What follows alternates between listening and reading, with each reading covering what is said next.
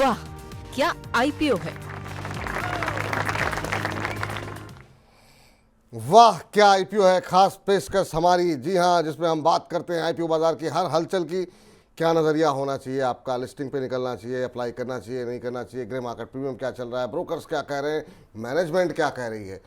360 degree चर्चा होती है आईपीओ को लेकर के, और हर रोज़ की तरह हमारे साथ शौर्य मौजूद हैं। लेकिन जो आईपीओ खुले हुए हैं उस पर बात करें उससे पहले ये जानना भी ज़रूरी है कि जिस तरीके से रिस्पांस मिला इंडिजीन को लेकर के, बहुत सारे लोगों के मन में संशय है, पता नहीं आईपीओ में हमारा अलॉटमेंट होगा नहीं होगा, कैसे होगा। तो ज़रा ये समझ लेते हैं ज़रा शौर्य से कि आखिर में अलॉटमेंट पता कैसे करते हैं, क्योंकि बहुत लोगों के मन में आखिरी तक कन्फ्यूजन रहता है और आप लोग हमको सवाल भेजते हैं। और इसके साथ ही साथ हमारे साथ संतोष सिंह जी भी जुड़ चुके हैं, बाजार विशेषज्ञ, और लगातार हम लोग के कार्यक्रम में, इस कार्यक्रम में जुड़ते रहते हैं, और आईपीओ बाजार पे सर की बड़ी पानी नज़र रहती है। सर बहुत बहुत स्वागत आपका आज के इस कार्यक्रम में। सर धन्यवाद विपुल जी, मेरे को अपने शो में शामिल करने के लिए धन्यवाद। जी सर, अब तो सर ये आप ही का शो है, क्योंकि हम लोग अक्सर हफ्ते में कम से कम 2-3 बार तो ऑन एयर मुलाकात आपसे हो ही जाती है। सॉरी, आपसे जानना चाहेंगे जी। ये कैसे पता कैसे चलता है कि आखिर में अलॉटमेंट हुआ नहीं हुआ। जरा हमारे दर्शकों को समझाइए कि आखिर में अगर उनको मन में कोई कन्फ्यूजन है तो कैसे दूर करें अपना कन्फ्यूजन। जी बिल्कुल सही बात है, काफ़ी कंसर्न रहता है, क्यूरियोसिटी कैसे पता करेंगे, लेकिन पता करने का तरीका बहुत ज़्यादा सिंपल है। तो देखिए, इसका आपको कुछ बेसिक स्टेप्स फॉलो करने हैं। सबसे पहले तो आपको बीएससी की वेबसाइट पे जाना है, bscindia.com/investors/apply_check-aspx। इसमें जब आप जाएंगे तो उसके बाद आपको कई सारे ऑप्शन आएंगे किस टाइप का इशू को चूज़ करना है। तो उस इशू टाइप में से आप चूज़ करेंगे इक्विटी का सेगमेंट। जब इक्विटी सेगमेंट को चूज़ करेंगे उसके बाद आपको इशू टाइप में से ड्रॉप डाउन मेन्यू में इंडिजीन का नाम लिखा हुआ जाएगा। आप किसी और स्टॉक का चेक करना है, जो खुले हुए हैं हो गया, उसका नाम आ जाएगा। तो वहां पर जब आप इंडिजीन क्लिक करेंगे उसके बाद आपको सॉरी एक सेकंड आपको रोकना चाहेंगे जरा। हम चाहेंगे हमारी ग्राफिक्स टीम जो है, हमारे पैनल प्रोड्यूसर जरा ग्राफिक्स चला दें, क्योंकि इस चीज़ें हो सकता है एक बार बोलने पे ना समझ में आए। जरा ग्राफिक्स के जरिए अगर दर्शक देख पाएंगे तो उनको समझने में आसानी होगी। जी सॉरी, फिर से बताइए। देखो चलिए, जब ऐसे बीएससी की वेबसाइट पर जाएंगे, इशू टाइप में सेलेक्ट करेंगे तो आपको वहाँ पे ऑप्शन मिल जाएगा कि इंडिजीन चूज़ करना है, कौन सा चूज़ करना है। तो इस लिंक पे स्क्रीन पर आ रहा था, लिंक पे क्लिक करके आप जा सकते हैं, पॉज करके उस लिंक को देख भी सकते हैं अच्छे से। उसके बाद आपको इशू टाइप सेलेक्ट करना है, फिर वहाँ पे आपको ड्रॉप डाउन मेन्यू में जब इंडिजीन सेलेक्ट करेंगे उसके बाद आपको दो काम करने हैं। या तो अपना एप्लीकेशन नंबर पता होना चाहिए आपको, जो आईपीओ में अलॉट होगा उस पर लिखा आएगा, या फिर आपको अपना पैन नंबर डालना होगा। आप इनमें से कुछ जब क्लिक करेंगे उसके बाद सर्च पे जैसे क्लिक करेंगे तो आपको पता लग जाएगा कि आपको अलॉट हुआ है या नहीं हुआ है। जी, तो मतलब अगर आप एप्लीकेशन नंबर आपको याद ना भी हो, पैन नंबर तो हर जगह इस्तेमाल करते होंगे, कम से कम पैन नंबर तो याद ही रहेगा।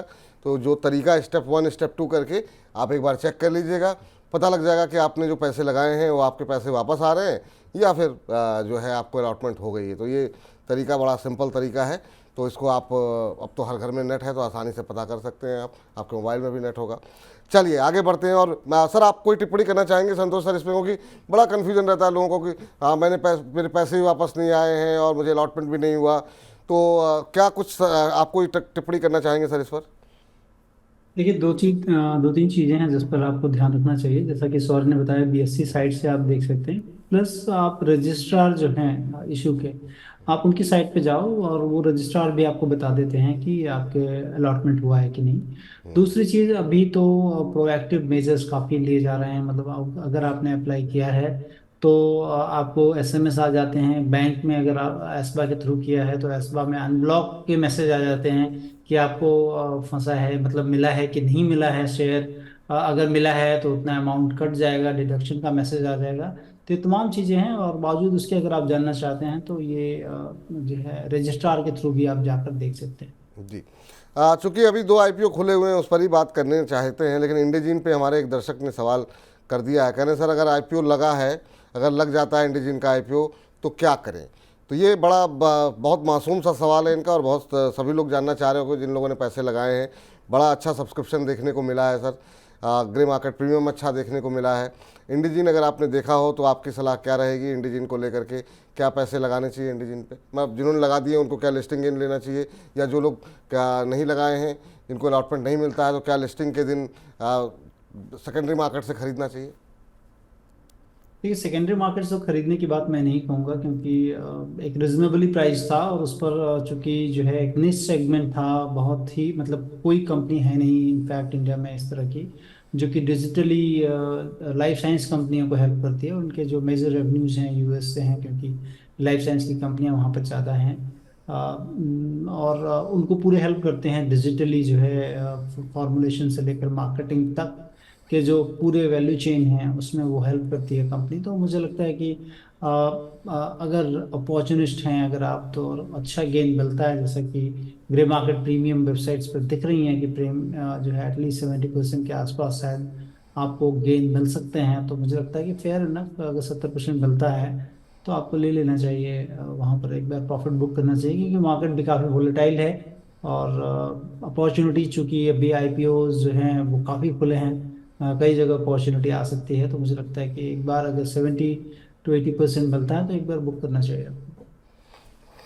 चलिए, तो एक बार बुक कर लेना चाहिए। अगर आपको अच्छा लिस्टिंग गेन मिलता है तो फिर से उसको जो है चेज करने की कोशिश मत कीजिएगा सेकेंडरी मार्केट में। चलिए, बाकी के दो आईपीओ पे जरा राय जानते हैं कि क्या कुछ अपडेट देखने को मिल रही है। शौर्य जी, पहला अगर टीबीओ टेक लिमिटेड की बात करें तो उसमें काफ़ी अच्छा सब्सक्रिप्शन नज़र आ रहा है। लेटेस्ट सब्सक्रिप्शन की फिगर्स देखें तो वो 21 टाइम ज़्यादा सब्सक्राइब हो चुका है, 21.54 टाइम, जिसमें रिटेल का सब्सक्रिप्शन हुआ है 17.74 टाइम्स, क्यूआईबी लगभग 19 गुना भर चुका है, और एनआईआई लगभग 30 गुना के आसपास भरता हुआ नजर आ रहा है, एग्जैक्टली 29.36, और एम्प्लॉय कोटा भी 12 टाइम्स के आसपास भरता हुआ नजर आ रहा है। ग्रे मार्केट में नजर डालें तो कंपनी को 60% का प्रीमियम भी मिल रहा है। ठीक, तो यहाँ पर काफ़ी ज़्यादा अच्छा ग्रे मार्केट प्रीमियम है। और यहाँ पर जो ब्रोकर्स की राय है वो भी देख लेते हैं। आनंद राठी कह रहे हैं सब्सक्राइब करें, मारवाड़ी फाइनेंशियल सर्विसेज कह रहे हैं सब्सक्राइब करें, वेंचुरा सिक्योरिटीज़ कह रही सब्सक्राइब करें, सोशल फाइनेंस कह रहे हैं सब्सक्राइब कर सकते हैं। मैं सब्सक्राइब की राय यहाँ पर निकल करके आती हुई। TBO Tek sir, grey market premium अच्छा, सब्सक्रिप्शन के आंकड़े अच्छे, क्या पैसे लगाने चाहिए या नहीं लगाने चाहिए आज चूँकि आखिरी दिन है? देखिए, मुझे लगता है कि आपको लगाना चाहिए, क्योंकि ट्रैवल टूरिज्म में इसके पहले जो है कुछ आईपीओ आए थे जो कि प्रॉफिटेबल नहीं थे। ये कंपनी प्रॉफिटेबल है, और प्लेटफॉर्म प्रोवाइड करती है जहाँ पर कि डिस्ट्रीब्यूशंस करते हैं ये पूरे एयरलाइन टिकट्स की, और काफ़ी बड़ा नेटवर्क कर रखा है इन्होंने। केवल मुश्किल जो कि मेन बोर्ड पे आईपीओ हैं उसमें दो ही चीज़ है कि दोनों कंपनी के आईपीओ को अगर आप देखेंगे, जो आधार हाउसिंग है और टीबीओ टेक है, इसमें जो ओएफएस और फ्रेश इशू है अगर आप उसको देखें तो फ्रेश इशू 400 है, 400 करोड़ का है, तो 400 करोड़ ही केवल कंपनी के पास जाएगा। 1151 करोड़ रुपए के करीब जो है कंपनी को नहीं जाएंगे उसमें वैल्यूएशंस के लिहाज से। और सिमिलरली अगर आप आधार हाउसिंग में देखेंगे तो 2000 करोड़ रुपए प्रमोटर्स के पास जा रहे हैं, और जो है फ्रेश इशू में 1000 करोड़ ही है। तो ये थोड़ा सा जो है टेपिड है, बट अगेन बिजनेस मॉडल चूंकि अच्छा है और रिवेंज टूरिज्म काफ़ी बड़ी है, लोग एयर ट्रेवल काफ़ी कर रहे हैं, तो मुझे लग रहा है कि एक अपॉर्चुनिटी हो सकती है। और यहाँ पर भी इन शॉर्ट टर्म एटलीस्ट जो है अपॉर्चुनिटी होगी। प्राइसिंग भी जो है थोड़ा सा अगर आप देखें तो हायर साइड में है, इसीलिए मैं कहूँगा कि अगर आपको आईपीओ में आता है और मिल जाता है पैसा तो आपको बुक करना चाहिए। चलिए, अगर आप अप्लाई करना चाहें तो बिल्कुल कर सकते हैं। लिस्टिंग गेन मिलती है तो लिस्टिंग गेन लेकर के निकल जाइए, ये आपके लिए सलाह निकल करके आती हुई। कौन सी अगली कंपनी है? जी, अगली कंपनी आधार हाउसिंग फाइनेंस, जो बेसिकली स्मॉल सेगमेंट में, लोअर टियर सेगमेंट में हाउसिंग फाइनेंस प्रोवाइड कराती है। उसमें इसका one of the highest AUM है अपने पीयर से कंपैरिजन में। सब्सक्रिप्शन में नजर डालें तो इसमें भी अच्छे सब्सक्रिप्शन नजर आ रहे हैं, कंपेरेटिवली ऐसा रिस्पॉन्स नहीं है, बट फिर भी अगर देखें तो 6.67 टाइम टोटल सब्सक्राइब हो चुका है। सबसे ज़्यादा सब्सक्रिप्शन हुआ है क्यूआईबी कोटा में, क्यूआईबी कोटा लगभग 13 गुना के आसपास भर गया है। और रिटेल का सब्सक्रिप्शन अभी सबसे कम हुआ है, रिटेल अभी 1.84 टाइम में सब्सक्राइब होता हुआ नजर आ रहा है। इसमें भी ग्रे मार्केट प्रीमियम मिल रहा है, लेकिन टीबीओ टेक के मुकाबले थोड़ा कम नजर आ रहे हैं। यहाँ पे 17-18% ग्रे मार्केट प्रीमियम नजर आ रहा है, जो 1-2 दिन पहले तक 22% का था। तो थोड़ा मार्केट में करेक्शन आया हुआ है, उसकी वजह से यहाँ भी सेंटीमेंट में थोड़ा असर पड़ता हुआ नजर आ रहा है। ये सर, बाकी लोग कह रहे हैं फंडामेंटल, बहुत लोग कह रहे हैं कि अच्छे दिखाई दे रहे हैं, लेकिन क्या ये आरबीआई की सख्ती की वजह से थोड़ा यहाँ पर ग्रे मार्केट प्रीमियम में थोड़ी सुस्ती दिखाई दे रही है? आप कैसे देख रहे हैं? हालांकि इस बीच नेरुल बैंक कह रहे हैं सब्सक्राइब करें, स्वास्थ्य का इन्वेस्टमार्ट का कहना है कि मैं सब्सक्राइब कर सकते हैं, आनंद राठी रिसर्च करें सब्सक्राइब करें, और स्टॉक बॉक्स का भी सब्सक्राइब करने की सलाह है। लेकिन ग्रे मार्केट में उतना अच्छा उत्साह नहीं दिखाई दे रहा है, ना ही सब्सक्रिप्शन के आंकड़े उतने ज़्यादा उत्साहजनक हैं। क्या सलाह रहेगी सर आपकी आधार हाउसिंग फाइनेंस को लेकर के? देखिए, हम लोगों ने तो सब्सक्राइब नहीं किया है, डिस्क्लोजर बता दें। प्राय हम लोग सब्सक्राइब करते रहते हैं जिन जो भी अच्छा लगता है आईपीओ, और इसको नहीं किया है। इसके पीछे एक रीज़न है कि इसकी जो ग्रोथ है, और कह लें कि चूंकि इसकी इसकी प्लेसमेंट थोड़ी अच्छी है कि अफोर्डेबल हाउसिंग सेगमेंट में है, लेकिन अगर आप देखें कि इनका जो वैल्यूएशन है वो जो हाईएस्ट ग्रोइंग कंपनी है इन सेक्टर, एप्टस वैल्यू कह लें या फिर आप आवास से कह लें, उसके आसपास है। तो वैल्यूएशन कंफर्ट नहीं था, अदरवाइज हम लोग डेफिनेटली करते हैं इसमें। और जैसा मैंने एक चीज़ बताया, कंसर्न भी है कि जितना पैसा फ्रेश इशू में आ रहा है उससे 2 गुना पैसा जो है वो प्रमोटर लेके जाएंगे। अब ब्लैकस्टोन उनके प्रमोटर हैं, ऐसी कंपनी अच्छी है, बट लेकिन valuation is a concern because 3 times almost price to जो है बुक पे इशू लाया गया है। इन्होंने रूम काफ़ी कम रखा है उसके लिए। उम्मीद थी कि अगर थोड़ा नीचे लाते, 2 के आसपास लाते, तो एक अच्छा जो है मूव मिल सकता था एटलीस्ट रिटेल इन्वेस्टर के लिए, जो कि मुझे लगता है कि थोड़ा सा चांसेस कम है, तो मैं तो अवॉइड करूँगा। चलिए, तो यहाँ पर अवॉइड करने की ही सलाह निकल करके आती हुई आधार हाउसिंग फाइनेंस को लेकर के। और कोई आईपीओ खुलने वाला है शौर्य? जी, एक आईपीओ गो डिजिट का है, वो अगले हफ्ते खुलने वाला है, उस पर अगले हफ्ते चर्चा करेंगे। लेकिन एक एसएमई के आईपीओ पास डिस्कस कर लेते हैं, इसमें काफ़ी अच्छा रिस्पांस नजर आ रहा है। कंपनी का नाम है एनर्जी मिशन मशीनरीज।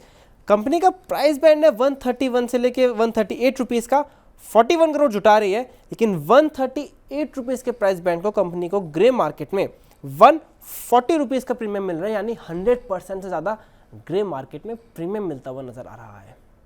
चलिए, एनर्जी मिशन मशीनरीज एसएमई का आईपीओ, जिसमें कि ग्रे मार्केट पे कितना प्रीमियम बताया आपने?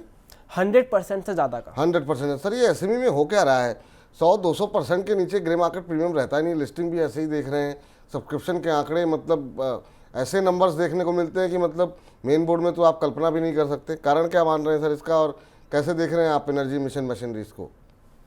देखिए, इसमें सिंपल एक रीज़न है कि यहाँ पर जो भी कंपनियां आ रही हैं वो अपने वैल्यूएशंस को काफ़ी निचले स्तरों पर रख रही हैं, क्योंकि छोटी कंपनियां हैं, एसएमई हैं जो है ये कंपनियां। तो छोटे लोग थोड़ा वैल्यूएशन कम ही रखते हैं, जैसे हम जैसे आप जैसे लोग जो है बहुत ज़्यादा नहीं रखते हैं। तो वो एक रीज़न है कि मतलब औकात में रखी गई है चीज़ों को, और उसके कारण आपको बहुत सारी जो है कंपनियों में आप देखेंगे प्रीमियम ज़्यादा दे रहा है। क्योंकि अगर रिलेटेड कंपनियां मार्केट में अगर आप देखेंगे जो हैं, जो कि मुझे लग रहा है कि इसमें सीएनसी बोल के एक कंपनी है, अगर आप देखें उससे, तो मुझे लग रहा था इसके नंबर्स काफ़ी अच्छे हैं, आपको करना चाहिए। रिटर्न रेशियोज भी काफ़ी अच्छे हैं कंपनी में, तो मुझे लग रहा है कि इसमें आपको करना चाहिए। जी, चलिए, तो ये सलाह निकल करके आती हुई यहाँ पर आईपीओ बाजार की हलचल को लेकर के। तो यहाँ पर आधार हाउसिंग फाइनेंस को अवॉइड करने की सलाह संतोष जी दे रहे हैं। इसके अलावा जो बाकी के 2 आईपीओ, एक आईपीओ तो ऑलरेडी बंद हो चुका है इंडीजीन का, इसके अलावा जो आईपीओ खुला हुआ है उसमें आप बिल्कुल सब्सक्राइब करके चलें, आपको वहाँ पर अच्छा लिस्टिंग गेन मिलेगा। लेकिन हाँ, चेस करने की कोशिश ना करें। तो ये लब्बो लुआब है आज की इस चर्चा का। बाकी आप आईपीओ बाजार से जुड़ी हर खबर के लिए लगातार मनी 9 के साथ बने रहिए। और फिलहाल के लिए इस सेगमेंट को हम समाप्त करते हैं। बहुत बहुत शुक्रिया शौर्य आज की चर्चा में जुड़ने के लिए। संतोष सर, आपका भी बहुत बहुत धन्यवाद। और आप चाहे आईपीओ बाजार हो, शेयर बाजार हो, या किसी भी विषय पर बात करनी होती है तो आप अवेलेबल रहते हैं, और हमारे दर्शक इसीलिए आपको बहुत पसंद करते हैं। बहुत बहुत शुक्रिया सर, बहुत बहुत धन्यवाद आज की चर्चा में शामिल होने के लिए। वाह, क्या आईपीओ है!